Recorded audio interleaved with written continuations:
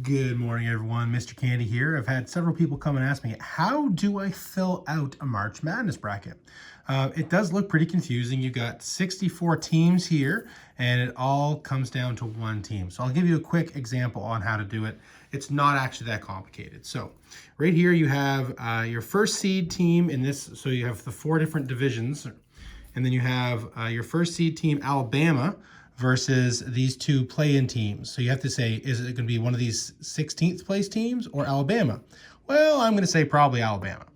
Then next up, you'd say you have an 8th place or 8th seeded Maryland versus 9th seed West Virginia. Now, these 2 are a lot closer, but you can actually look and see how many games they've won and lost this season and say, well, you know what, I'm going to say a slight upset, West Virginia. So I write that right down right there.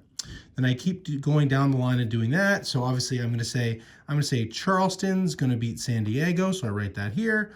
Virginia is going to beat Furman. So there you go. And I did that for all of them. I picked my winner, and then I go through and I go for the next round. So I've said Alabama's going to win and West Virginia. Well, who's going to win between these 2? And I write that down here. And then between Charleston and Virginia, I said Virginia. So between Alabama and Virginia, who's going to win? I'll say Alabama. And you keep doing that until you have one winner for the South Division. And then you do it down here with the East, and then with the Midwest, and then with the West. And then eventually you'll have 4 winners for each division. Then who's going to win between the South and the East? Write that here. Who's going to win between the Midwest and the West? You write that here. And then finally, between these 2 sides, who's going to win?